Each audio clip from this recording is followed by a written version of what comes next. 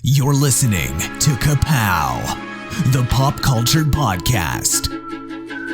Comics, television, movies, and more. If it impacts fan culture, we have something to say about it. And now, your hosts, Jordan, Cliff, and Seth.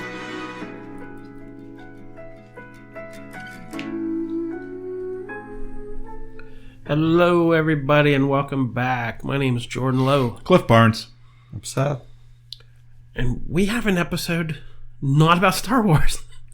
Surprise! We've got it all out of our system, right? No. No? No. All right. But we have plenty of room for Watchmen.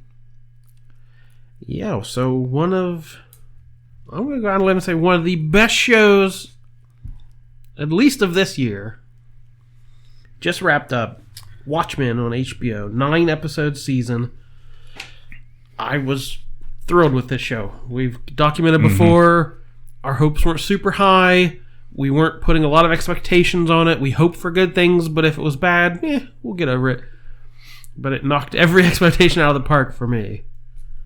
Yeah, it was way better than I would have ever have guessed it was going to be. Like, I'm pretty sure Damon Lindelof is a genius because, after watching several things he's created now, I'm blown away. Yeah, I definitely, now I want to watch The Leftovers. I've heard everyone talk about it, and, now it's I kind of have to watch this now. It's supposed to be on par. It's good. So we have covered the first 5 episodes pretty thoroughly. That's kind of our thing. Yeah. I mean, it's no Riverdale, but we got into it pretty thoroughly. So if you want to catch up with those, they're in the archives. It's just a few episodes back. We're going to spoil it from stem to stern.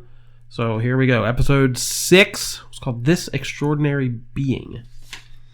This was the Minutemen flashback. I can say this is my favorite episode right off the bat. This is my favorite episode of this. This is my favorite episode of quite possibly anything ever. Yeah, it's pretty. I was already struggling with how to explain how much I love this episode, and I'm not sure I'm going to do it justice, but I'm going to try.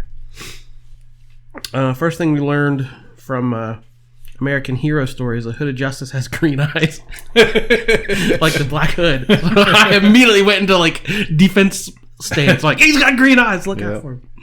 Somebody call Archie. All right, so where we left off, Angela had just taken all her grandfather's pills, the nostalgia pills that trigger all these memories. And we had just had a cliffhanger with Tim Blake Nelson's character, Looking Glass. He'd just been ambushed at his house. Left us. Oh no, what's going to happen to this? Probably one of our favorite characters on the show. So I was not really looking forward to this.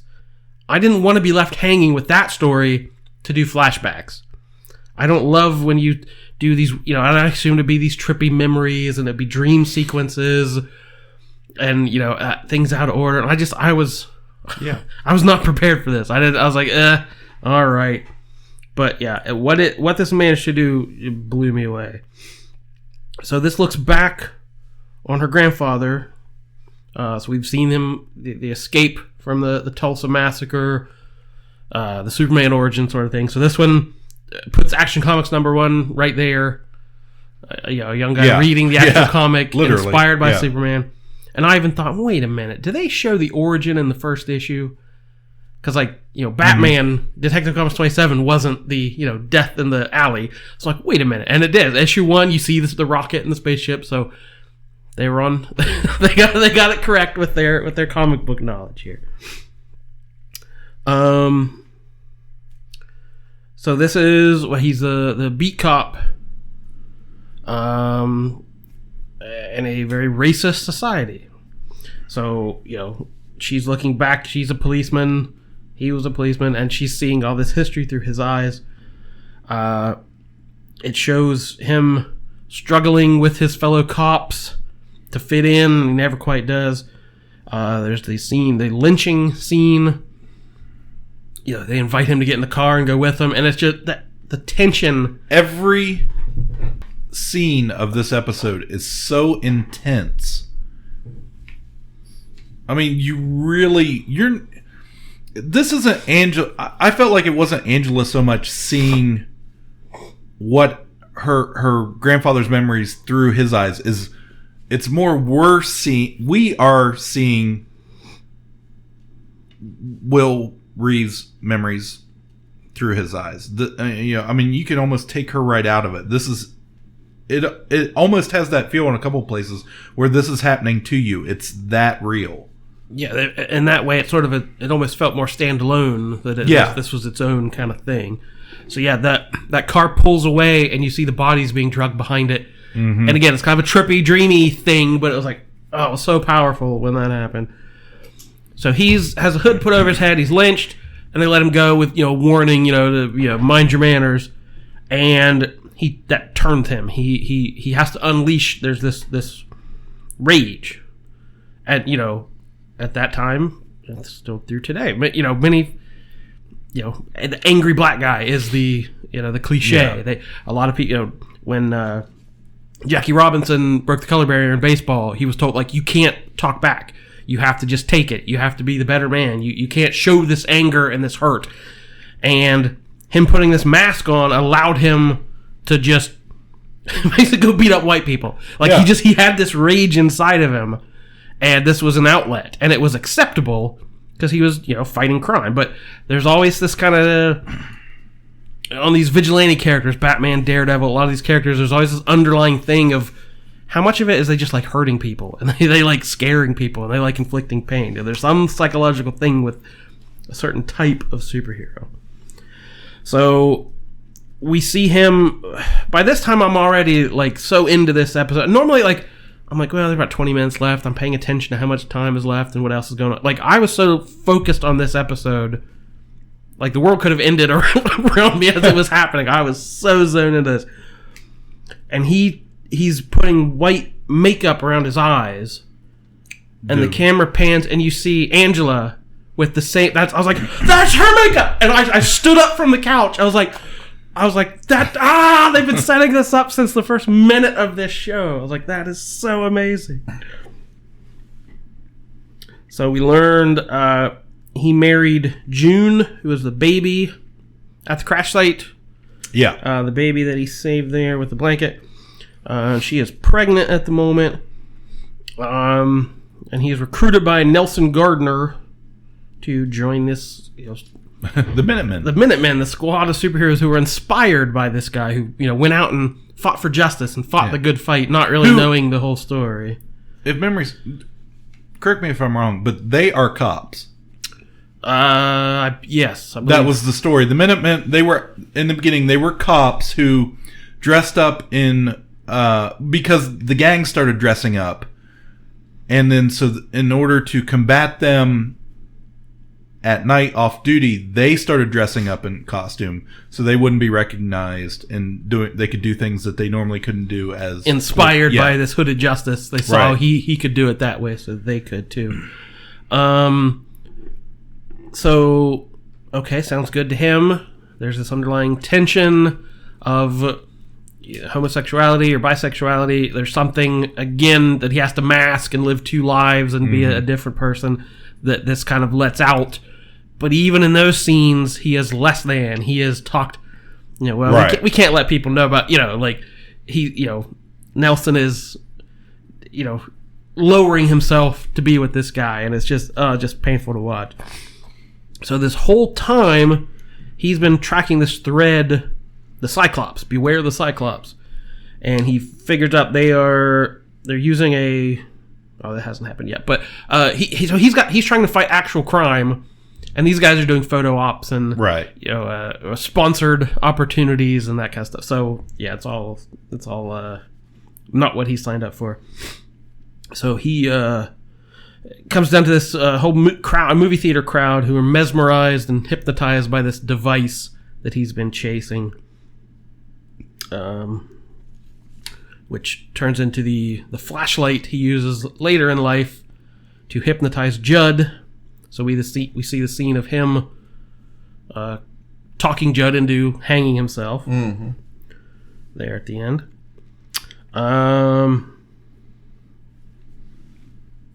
What else we got? Then that one ends with Angela. It's basically she would have OD'd, but Lady True kind of brought her back to consciousness. And was had a way to cure her of that. So that one, the whole Cyclops thing was interesting because it just recently, you've seen the stuff with the OK hand symbol. Yeah, and they're doing that in this. Yeah, definitely. Yeah. Just they're holding it up to their forehead, or like Cyclops. So that's the secret symbol to get in the door. Beware the Cyclops. Just earlier this year, the Anti-Defamation League added that gesture as one of 36 new hate symbols. And I've seen this online. The usual, it's falling into the usual categories of, quit being so politically correct and whiny about it, versus the other crowd of this is kind of important. But I was reading up on it, and in 2017, it was started as a hoax on 4chan. So these are the internet troublemakers. They were doing several hoaxes using various innocuous symbols and saying, "Oh, these are hate symbols now," and trying to get try to trigger the libs, that sort of thing, and hoping people would overreact and the media would talk about it so they could say, "Look how dumb you guys are." But with the OK gesture, it actually caught on, and people actually started using it. They started doing it. Yeah, you've seen everything from Stephen Miller, in the White House does it with both hands and things. They all do it. They've done it in court, and there were just this week. There's cadets doing it, when they're graduating and things. It's just like kids, doing it at graduations. Anything in a picture, they do it, and it's just a joke. I was like, yeah, but. So yeah. To me, it's all context. Like, people are sharing pictures of historic photos of someone doing the white power salute. Any OK symbol. It's like, okay, that's obviously not a hate symbol, but someone at a white power rally doing it is a symbol. So I don't know if that was just a lucky use of that, or if it was intentional. That would be. It's in the news right now. Them talking about this. A couple little Easter eggs from that one. They mentioned Black Unrest, which is in the original comic, the first meeting of the Minutemen. He has a map of America and all the problems, civil disobedience and crime, and one of the things there is Black Unrest. So, it's a little iffy. And from PDpedia, that episode, we learned about the reparations. They weren't widespread and available to everyone. They came up with 20 verified injustices, and you had to be a direct descendant of someone involved with one of those. So that's talking about all the genetic testing and making sure your ancestors were involved with one of these 20 approved injustices. And there was a quote, Sally Jupiter was quoted somewhere about hooded justice. None of us ever saw his face. He was always very, very careful about what he said about himself. I always assumed there was good reason for it. So, in the comic, they had dated. It was, even then, it was kind of assumed as just kind of a showbiz romance for the gossip tabloids and stuff.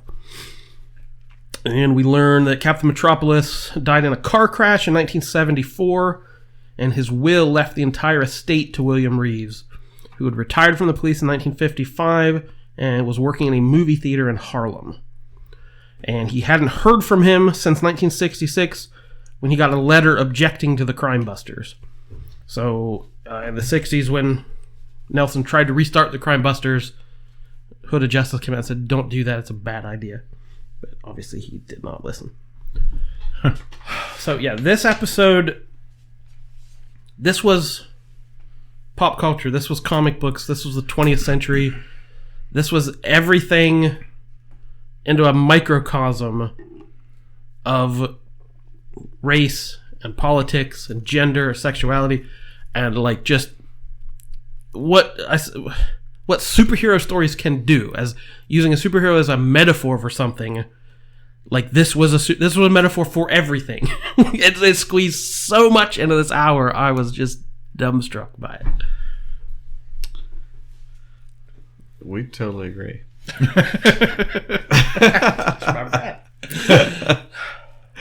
I'm battling a little bit of a cold, if you cannot tell. Me too. You got that Disney World crud creeping in. But yeah, just to discuss things that aren't really talked about in pop culture of, generational trauma, the black experience, the gay experience, like lending serious weight to these issues in a sci-fi superhero kind of genre. It's like I was not expecting it to be this deep and powerful. So, episode 7, An Almost Religious Awe. I believe that's a quote straight from the comic, talking about Dr. Manhattan in Vietnam, how the Vietnamese villagers looked up to him. Mm-hmm. So this one is the Angela flashback episode. Right. This one was so good. I loved it too. So this one starts on VVN Day, Victory in Vietnam. There's a celebration out on the street. We see a documentary about John Osterman, Dr. Manhattan, all the masks and the puppets, and there's a complicated history, and that they look up to him, but he's also a murderer, and so right. We don't quite know where he lands on things. And there's a bombing that kills her parents, and she sees the person responsible. Yeah, and she ends up in the orphanage and is not treated very nicely because she is a little black girl, not a Vietnamese. I wrote down eating Cheetos with a fork. I don't remember. That's what you were doing when you were watching. No, but I remember I did that as a kid. I hated getting the Cheetos dust on my fingers. I'm like, hey, somebody else is eating Cheetos with a fork. I gotta go back and watch that episode just so I can see that. So we get the origin of Sister Night. We see the VHS tape. Yeah. With the she's trying to rent the Sister Night movie. Lori figures some things out and goes to the widow. And you think it's going to be this tense back and forth, and she just confesses. Yeah. And then grabs the remote control. Yeah. Surprise me. Oh, trapdoor. So she falls through the trapdoor. I love that. That is confirmed a callback to that John Lovitz Saturday Night Live sketch where he does that. He's like sat behind the desk and he just drops him through a... Yeah. We cut to Ozymandias' trial. I don't, even at this point, I'm like, I'm not quite sure what Jeremy Irons is doing, but I think I love it. We hear, "Thou shalt not leave," the one commandment from the Creator, which we still don't know. Who has at this point. We still don't know who has enslaved in there. Lady Trues tells us, "I have a secret plan to save humanity." So we don't know, is she the good guy or the bad guy at this point. We learn that in his past, Cal had a car crash and had total amnesia. And that Bian is a clone of Lady True's mother. Right. And we also have Joe Keane says, quote, "It's difficult being a white man in America. I might try being a blue one." So we get their plan is kind of laid out there. It almost bugs me and I know it's supposed to on television, but when somebody lays a line out like that, like it just makes my skin crawl. Yeah. Ugh. Nails on a chalkboard. I heard it's not easy being green either. Angela's been kind of detoxing, and a hose is running from her to somewhere else. Yeah, so that Lady True tells her her treatment is it has to involve her grandfather, the person. The only way to come out of it is the person whose memories she has taken has to be involved or whatever. So she assumes she's hooked up to him. Yeah, in another room. And when she follows it in there is an elephant. Which we never got an explanation for. No, I'm fine with that. So I mean, is it literally just like an elephant never forgets? Because I if it think is, that's silly. someone involved quoted like we just needed something, and that was good enough. Well, the way back when she's at the Clark farm and she has that what do you call it with the sand, the hourglass. If you look, everything's elephants. Everything. Well, that's with that culture, and I believe is from what I've read that there's elephants are. I don't want to say revered or something, but it has something to do with that culture, and so everything with Lady True had elephants everywhere. So write it down right here for me. Lube man number 1 ? Elephant number 2 ? Okay. And Lady True's mother wrote a memoir about raising a genius entitled Pachyderm Mom, which was a bestseller in Vietnam. So much like the Tiger Mom, if you remember those books of how to raise an excellent kid. She wrote Pachyderm Mom. And the T is an elephant symbol. Like it's elephants all the way down. Oh my gosh, yes. There was a globe of collected prayers. I don't really remember what that was, but I wrote it down. No. Okay. So Let's go.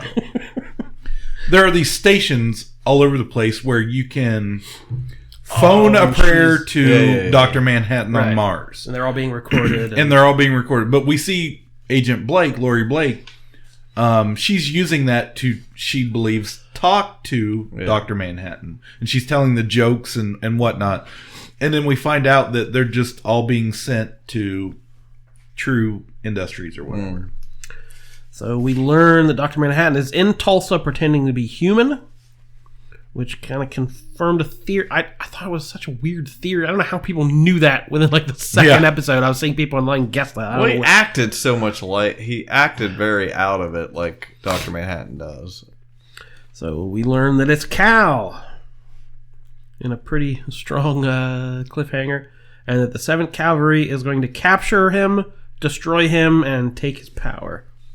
End with a David Bowie cover of Life on Mars. Yeah. It's great. And we're on to the next. That was an amazing credit scene.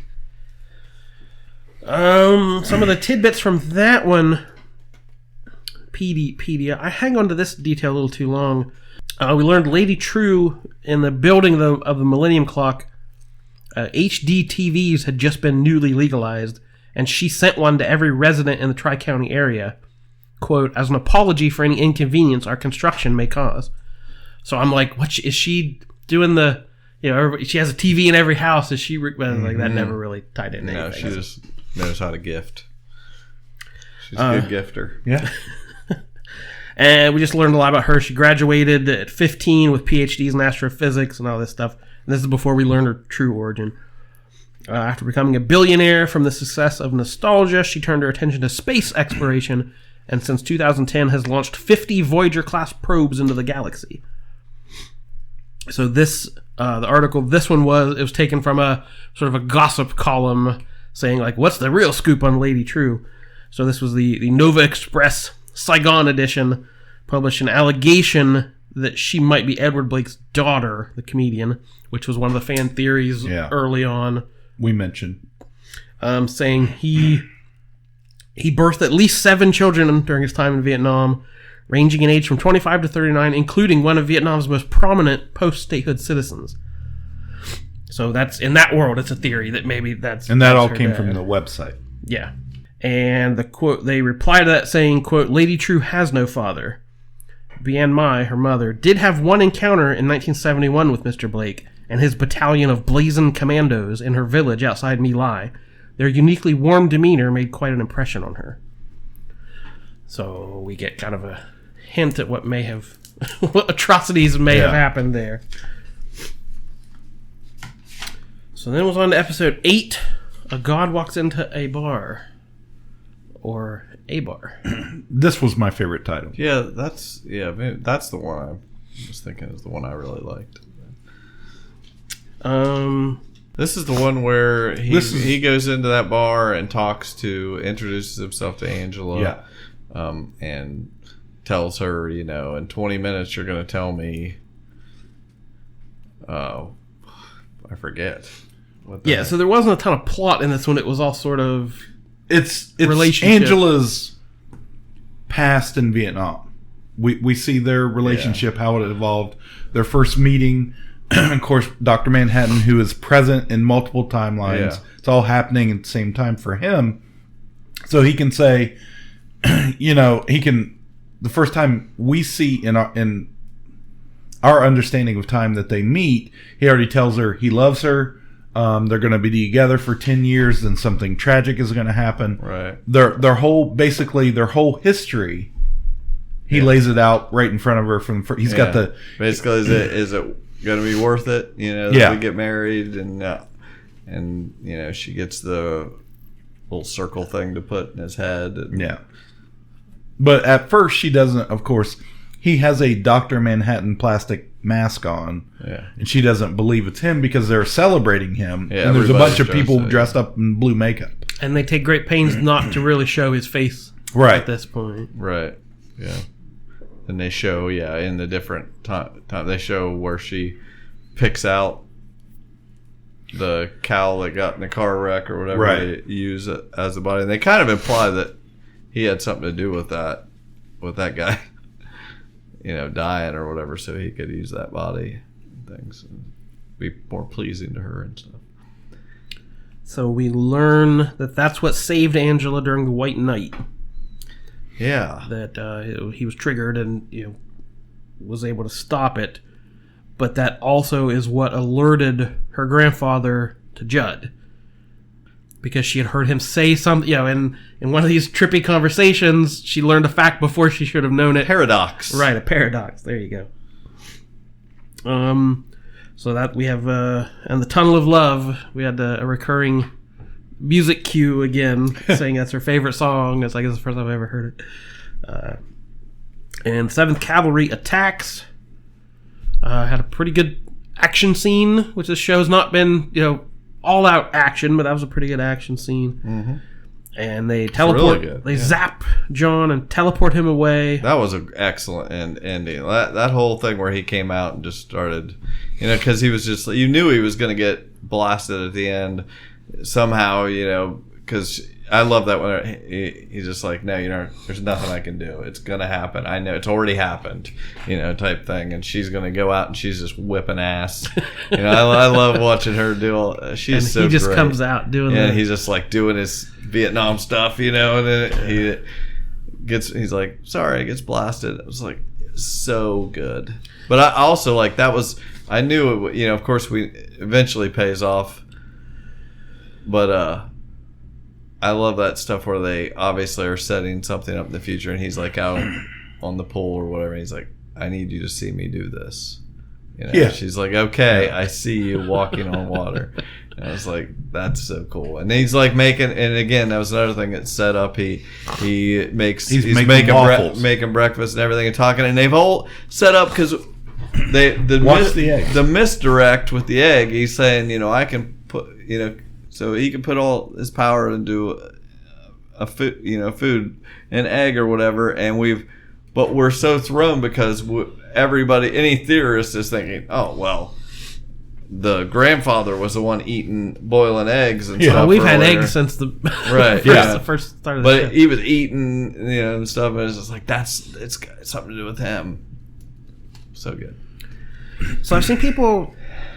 The Manhattan thing seems to be a big bugaboo online of like, why wouldn't he just do something? Why wouldn't he move? Why wouldn't it?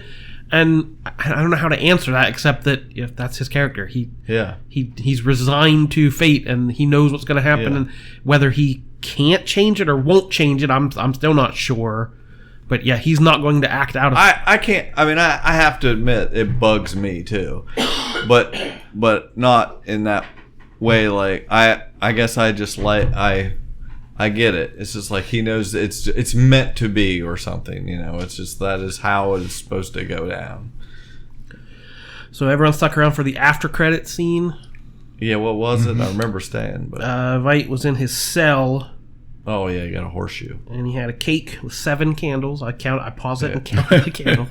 What's the relevance of the horseshoe? One of his clones early on was, shall I cut this for you, sir? Like the clone Yeah, she has hands him a horseshoe or something, like they're like a defective clone or something that couldn't tell the difference between a knife and a horseshoe or something. Okay. Yeah, it's in one of the early episodes. Okay, There's a I reference. get you. I was like, what could it be? But that makes sense. And we learn that the groundskeeper, or the game master, or whatever. Yeah, we learn game that warden. Game warden is I'm the game Adam, master. the original. We learn that he is the original Adam, the original clone. And the book Adrian's reading in a cell is Fog Dancing, which was written by Max Shea, the in-universe author who wrote all the Black Freighter comic that we read in the book. We saw this previously in the episode. Ma Clark was reading it when Lady True came that morning, and it was also on that rack of VHS tapes. A movie adaptation was on that rack of VHS tapes in Vietnam. So this, Max Shea from the original, where Adrian kidnaps all these famous artists and authors. He's one of the authors, taken to design the squid and the story behind it. He's a acclaimed writer of genre-bending pirate comics, including the thrice-filmed Charnel Messiah, which is the intermittent comic within the graphic novel. It's a 1972 novel that he wrote while working in a VA hospital in Cleveland when he was doing art therapy with soldiers suffering from PTSD. So he was struck by their testimonials and the awe they had from serving under Dr. Manhattan, and just dealing with the guilt from all the atrocities over there with the comedian, how they rationalize this war, saving people from communism to become conquerors, seizing a country for capitalism. So he took all these soldier stories and combined it into this one kind of postmodern, trippy war novel. And so it had two movie adaptations, one by David Cronenberg and the other by the brothers Quay, who I had to look up. They're like animators, puppeteers. They do weird, trippy puppet performances. And had become deeply influential with artists in all mediums, inspiring more thoughtful treatments of soldiers' psychology and war trauma, but also negatively a trend of cliched nihilism and surrealism and unreliable narrators in storytelling. So it's one of those things that's become very important in pop culture of this world. Everybody seems to kind of know this book, but it means different things to different people. But I tell you that to tell you this.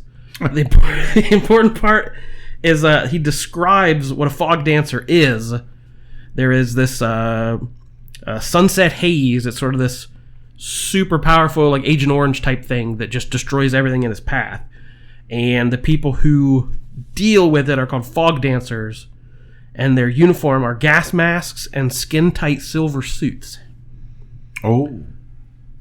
So we've seen a character in a skin-tight silver suit. Slippery little guy. Yeah, so this was Agent Petey. He wrote like his college thesis on this novel and is one of these people who's really obsessed with this book. So Agent Petey was talking about the amazing silhouette of the silver fog dancer and all that stuff. So we learned that Petey's a fan of that look.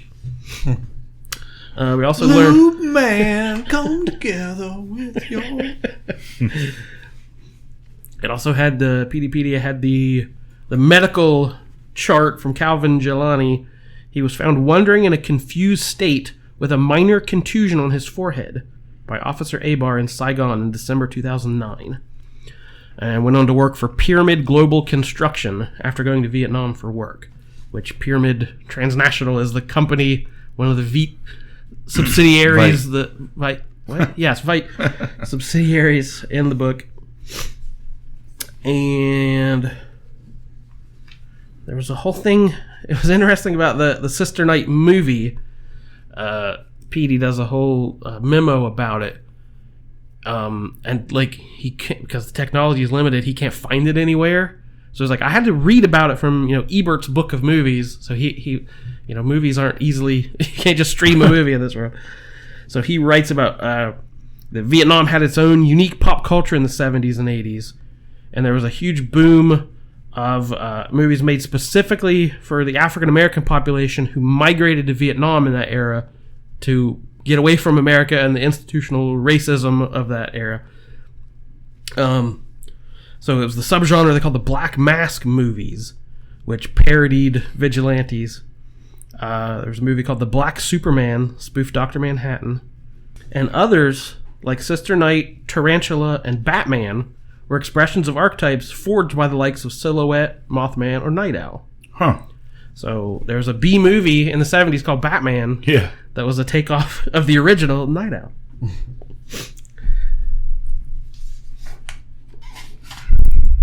I hope they leave PDPD up online forever.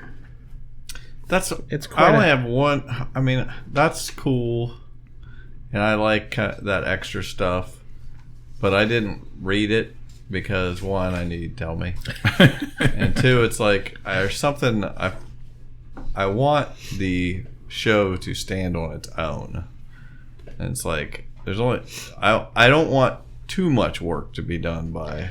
And it does. That none of that stuff is right. I said that it took me down some rabbit holes that like that didn't mean anything or pay off anywhere. But yeah, I to me the world building is half the fun. So right. I'm all for it. Oh yeah.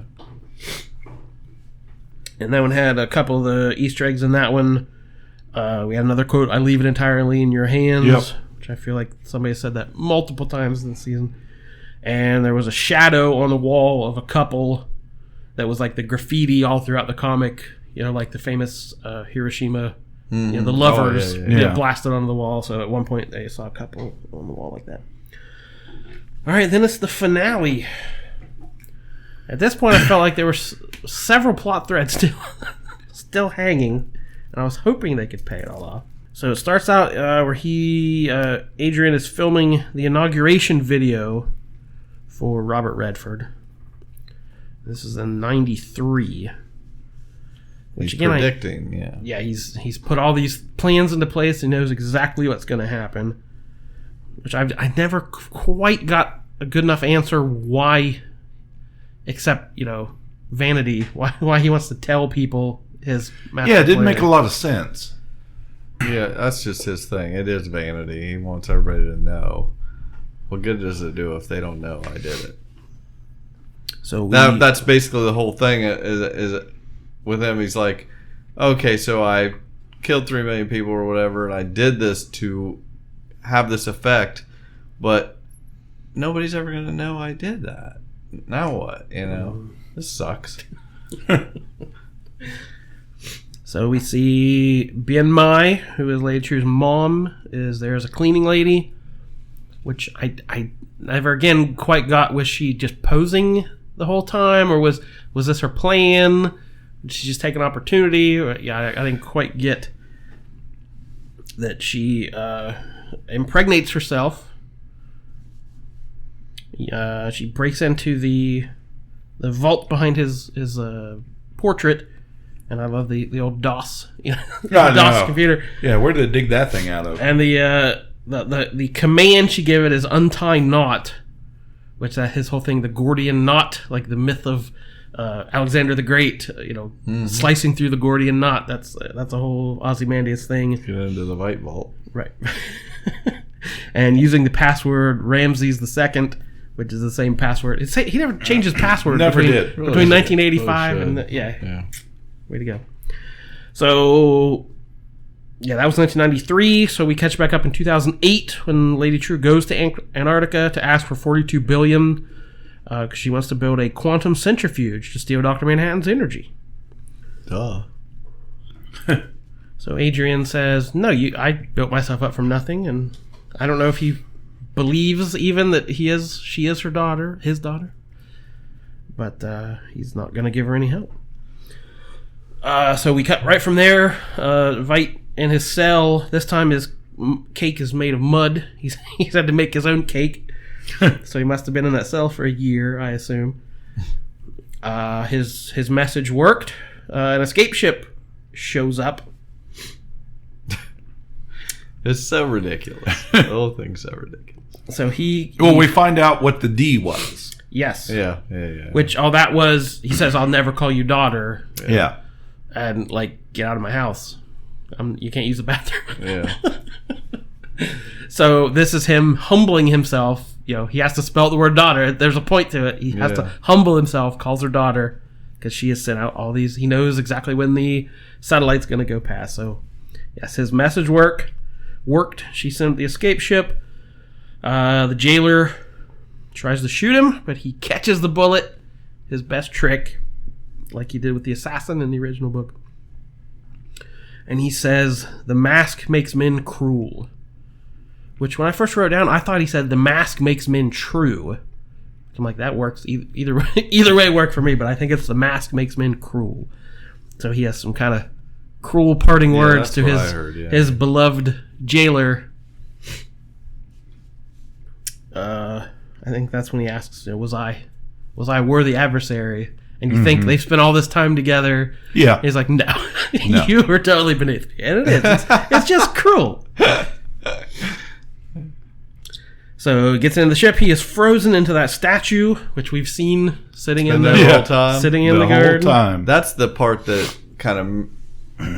I kept forgetting that what was happening with him wasn't happening simultaneously with everything else. So, yeah, that was well done. It's like melting off of him and stuff. So the Millennium Clock is ready to activate. Somebody says the famous line, "The end is nigh," which is like Rorschach's sign. Beans.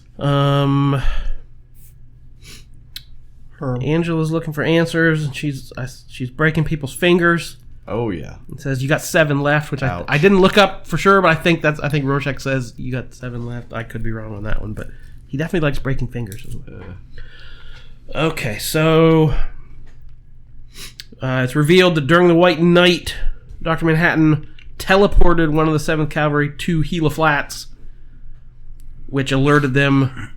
They knew who it was. Right, no one else would have done that or could have done that. So immediately after that, they start this plan, and that's when Judd befriended the Abars. So Judd was just a bad dude. Like there was no secret depth to him or other plan. We get answers about all the old watches. They are melting down the batteries to make the cage. That's so cool. That's so funny. Yeah. Oh, we gotta have this iridium or whatever. I don't know. Joaquin walks out wearing those patented black shorts. His panties. Oh God, You look silly in your panties. You look stupid in those panties. Okay, there's one thing that we hadn't seen Looking Glass for several episodes since his episode, and I feel like they dropped the ball on this one thing. I hate, how you've got an idea that would improve the whole thing, and I just, I'm going to tell you something. You're going to be like, "Yep, they should have done that." Don't ruin this for me. I'm going to tell you. I'm going to tell you. I had been waiting since his episode, because you knew he had to have embedded himself with them or whatever, and all I wanted was him to reach up and pull off the mask and have his mask underneath. That would have been so freaking cool. It's just pull off and still have his mask on. You're welcome, everyone. I ruined the show for you. I definitely wanted more with that character. So she tries to convince him, don't do this. She's playing you, and they're so cocky and saying, "No, we're gonna do it." As always. So True flips the switch and teleports the whole room to the same site of the Greenwood Massacre. Keen is liquidated. Well, that's the whole thing. It's like, what isn't it a thing with the monologuing? Like, wasn't that something like Veidt would know better than to do? I forget what the deal was with that. It's like that guy still had to stand there and monologue. It's like, and they do that thing. The whole senior leadership of Cyclops is right there in one spot, and like you think they're gonna rue the day, and like no, boom, just and even they her, just get vaporized. Even her, she's like monologuing on him, and like just kill us. Yeah, okay. So it all happens very quickly. Which I like, just boom, boom, boom, just to get it done. So with the key oozing into the cage, John's able to kind of get enough power out. That was a lot of ooze. Yes, plenty of ooze. I don't think I would take up that much area. Yeah. There's probably a lot of hair gel in there. Yeah, I guess. So John teleports the trio to Karnak in the Antarctic, and they come up with this plan. They're going to rain frozen squid down everywhere. Veidt finally got his worthy adversary. He's having the time of his life, like coming up with these plans and coordinating everything perfectly. He finally has someone worthy of his talent. These little frozen squids start pelleting everywhere. Which I was a little disappointed by that because he set it up like they were going to come down at this velocity that's going to just kill everything in the area. And the first one puts a hole through her hand. I'm like, this is going to be great. And that was it. Like after that, you see like them coming down, and then you see like Red Scare. Yeah, and he's getting hit by them, but like I feel like it should have been more. It should have done way more damage because honestly, they didn't come down a whole heck of a lot harder than they did during the regular rains of them. But what? So was this the punchline? Was this the brick falling down? Oh, I guess, yeah. Mm-hmm. All right, so Angela gets to the Dreamland Theater, finds her grandpa sitting in the same seat where we started this. When she came out, the way they had the camera angle, it said the only letters you could see as she walked out was Dr. M. Yeah, the marquee was broken except for the Dr. M. He says that guy talks too much and clangs Veidt with a wrench. So yeah, he was doing the monologuing as well. That was good. So I like that team up of her and what'd she call him? I like that one that she does, Mirror Face or something. She doesn't want to Mirror Guy. Yeah, she doesn't like to call him by his name. We see the original owl ship, the Archie, was there. In mothballs. Topher is there. He has a little stuffed animal. It looks a lot like Bubastis, the original cloned sort of cat creature that's Veidt's pet. And pretty powerful line that stuck with me was Reeves talking about Dr. Manhattan, considering what he could do, he could have done more. Now, do you feel like he knows? Like, is he kind of telling her? I don't know. It just seems like he knows more than he's. Maybe he would expect. Could be what is going to happen. But that also seems to me a critique of superheroes in general. Like, look what they could do, but they're not. What are they doing? They're beating up muggers, and they're not really solving the world's problems. But is that their job? That's another debate. Who watches The Watchmen? I gotta say though, I shared that picture of Will Smith painted blue and saying I thought Dr. Manhattan was too nice. I was serious. I loved that guy playing him, but the whole lovey-dovey crap at the end, and I love that stuff, but when he looks at her, I love that, but it didn't feel true to the character. Like when he's looking at her, I'm seeing every time with us ever together, and I'm like, oh, just eat that but it didn't seem like him. Well, I mean, even with he never cared about. I mean, I get the. I will accept. Okay, this is in the future. This isn't the Watchmen comic. This is after that, and maybe now he has found. I think the person for him. He actually knows love now, and it's not just like all these other. But at first with Janie, I mean, I think he was that way, and then he becomes disenfranchised with her, and for another younger girl, and then with Lori, at first, I think we assume he's fully into it, and then we see more at the end where he could care less, more or less. It's typical.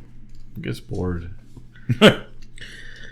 So, yeah, there's portent of you'll know it when the time comes, or however he words it. But she's cleaning up all the broken eggs from the kitchen, and there's one that is unbroken, She knows before she even opens it up that there's one in there. She figures it out before she opens it up. So we get the flashbacks to him saying that stuff that he could transfer the power, and it ends with a shot of her stepping out onto the water. Go black there, and then it ends, and we get "I am the walrus, I am the Eggman, coo-coo-choo."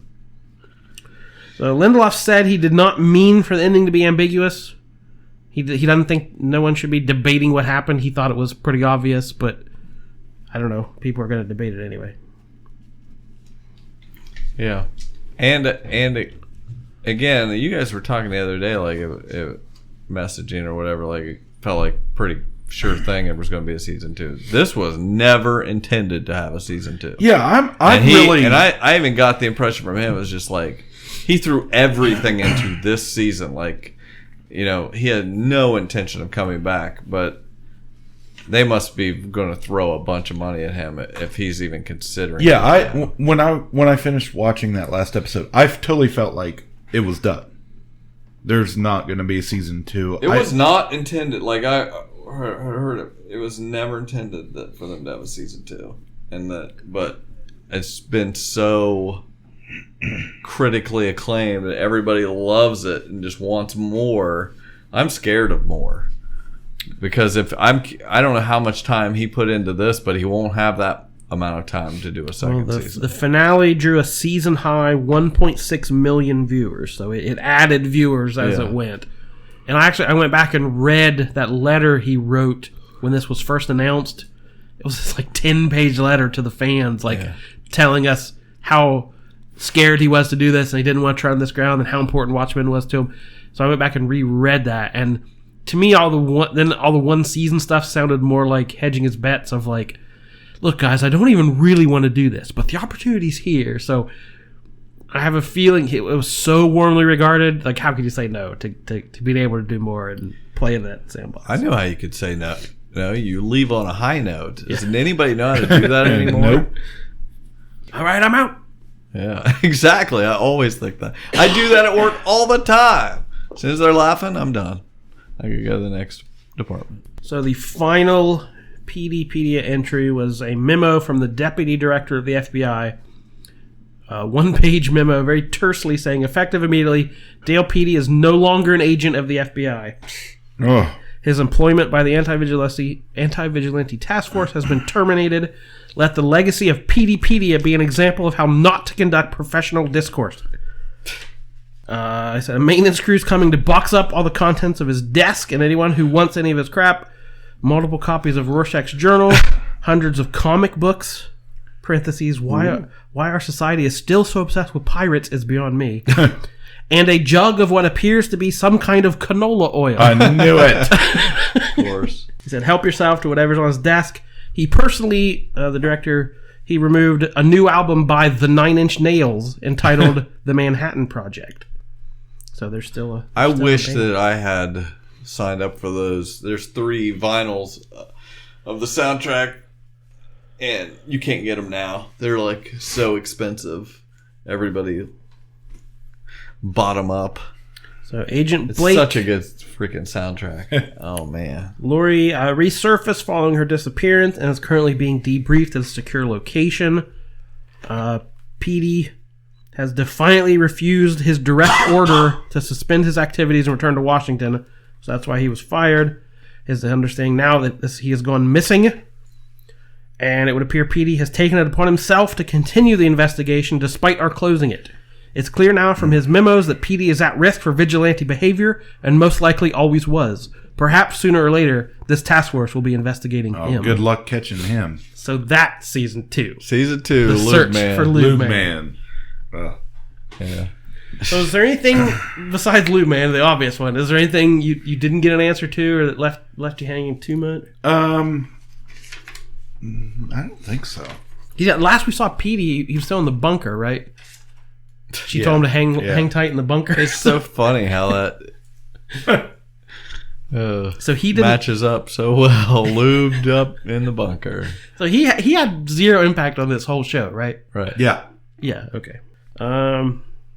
Yeah, I was the only things that kind of left me like I thought for sure from that first episode we get more about Judd or even the 7th Cavalry, that there was more to this. They weren't just evil racists. Like, there was some master plan. They thought they were doing right, or they thought they were saving the world their own way, but they were just kind of the evil villains of the whole thing. I did like how they incorporated the Dr. Manhattan symbol into the updated Cyclops symbol. Did you notice that? I didn't notice that. Yeah. Oh, so it's cool. the eye, but then around it has the circle with the little...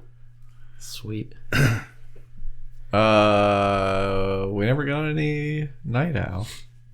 No. So that could be Just some a little season, Archie. some season 2. Yeah, the next day I was seeing things online of, what if Vight's cell is near Dan's and they have to break out of they have to do a prison break together. I'm like, all right. That would I'm be in. great. That's you exactly. SOB, I'm in.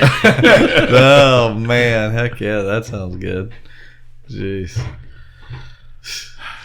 So, yeah, to have taken something I love dearly in its original form and to make something I also love dearly in its new form is pretty amazing. Because I can't think of a whole lot of examples that have done this well. Right. And we never really talk about Alan Moore and his whole deal. Wow. But there's the whole... Deal? Everyone knows Alan Moore hates the movie adaptations. That he's never going to watch the movies. But the people want quotes from him, so that's all they ask him about. What do you think about the new Watchmen show they're making? He's never going to say, good luck to you. Like, no. He's going to say something negative, and they're going to quote it as saying, original creator hates this. And it's going to get a bunch of clicks. That's the whole thing. That's that whole deal. It's going to happen. It's not, it's locked in. But... there was a really touching thing his daughter, Leah Moore, tweeted this whole thread out, talking about, because the fan reaction, anytime there's one of these clickbait articles, read the comments, and 3/4 of them are bashing Alan Moore for being a grumpy old jerk. How dare he talk bad about these superheroes that I love. And she was saying he loves superheroes more than any of you put together. This was his calling in life. He loved these stories. That's all he ever wanted to do. He walked away from what could have been a good career and a legitimate art form and said, no, I'm going to make funny books and be looked down on for my career. And he just kept getting, as the comic industry is wont to do, it's going to ground people under its boot. It's unrelenting. Jack Kirby said, comics will break your heart, kid. And he just got screwed over. Bad contracts, money problems, art problems, corporate problems, boss problems. So it hurt. She just said, this is too much. He had to step away. So she said there's probably a bunch of these movies he would love. He would love to go take the grandkids to a matinee and watch this amazing, but he can't. It hurts too much. Because he's, the thing he loved most in the world has been soured. And I thought, well, that's hard to relate to, of making something your life's work and ambition, and having it okay, we need to wrap this up. Having it go so horribly wrong. I can't relate. We'll talk about Jordan and his deal some other time. Yeah.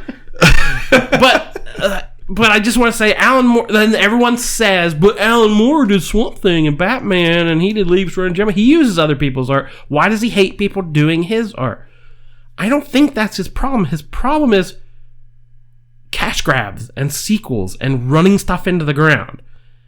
He made a point of saying all the creators, the stuff he did work for hire. He knew it was a contract. He was writing Swamp Thing for DC Comics, Warner Brothers Entertainment. Okay, he knows that going in. He knows he doesn't own Swamp Thing, but he's done League of Extraordinary Gentlemen, Lost Girls, all these other things. He said all those creators are dead. So he feels like he can do what he wants with those characters and take them in new places. He was not writing, Huckleberry Finn 2. We're going to cash in on the popularity of Huck Finn. It was like he was trying to do something new with it. So that's, to me, I kind of justify this show even existing in the spirit of Alan Moore. They weren't it's not just a sequel. It's not an adaptation. It's not a prequel. It's not trying to mine more stories and beat the dead horse. It's trying to take the groundwork he laid and do something new. And I think it succeeded really well, because there are things. There's some quote. I think Lori, when she's telling her joke, she talks about, and then the woman standing in the corner not doing anything. So the female representation is not great in the original text. The representation of African Americans is not great in the original text. So it had great reverence for the original, but also the guts to say, you know what, it's not perfect. There's problems there too that we need to address. Mm-hmm. And in doing so with the whole 20th century of pop culture. Like, these are the stories we hold up and we admire, but there's stuff behind the scenes and there's stories not being told and there's voices not being heard. So I think it did Alan Moore proud, even though he will never care about it. But I think in the spirit of Alan Moore, it did what he would have done in this circumstance.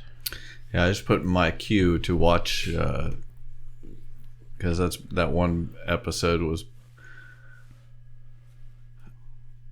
just remind me of the Constant. From Lost. Yeah, I'm gonna rewatch that. He's so good. So congratulations, Damon Lindelof. Yeah, the last episode didn't blow me away. I think there were other episodes better than that, but it wrapped everything up.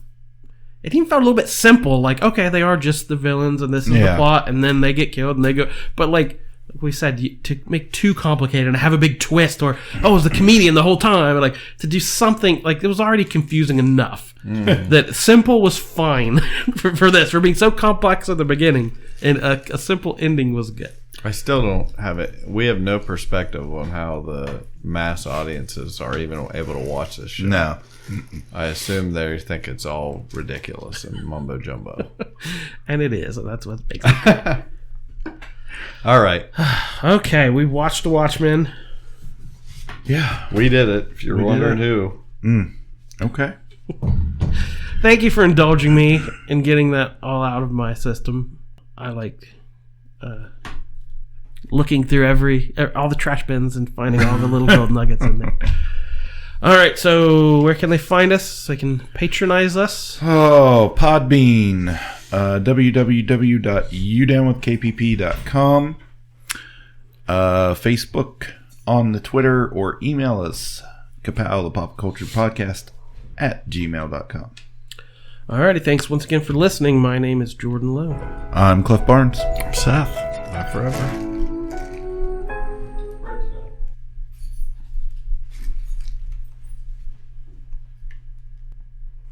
Ka-Pow, the Pop Culture Podcast, is intended for entertainment and information purposes only. Sounds, music, and clips played during the podcast are property of copyright holders. All original content is property of www.udownwithkpp.com.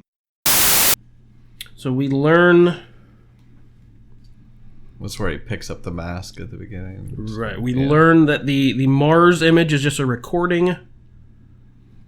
Manhattan was really on Europa, a moon of Jupiter, and had created this world with an Adam and an Eve, created what he thought was a paradise, but it just didn't. He had no imagination, so he didn't go any further with that. There's a shot of the Bible, and it was Dave Gibbons' art, the original artist of Watchmen. I saw a page. You could tell it was him had drawn an illustration from the Bible there early in this episode.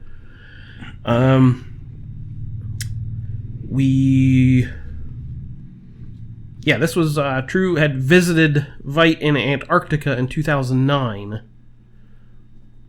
asking, is that where we are? We learned she asked for the money. No, that's the next episode. This was a while ago. I saw it.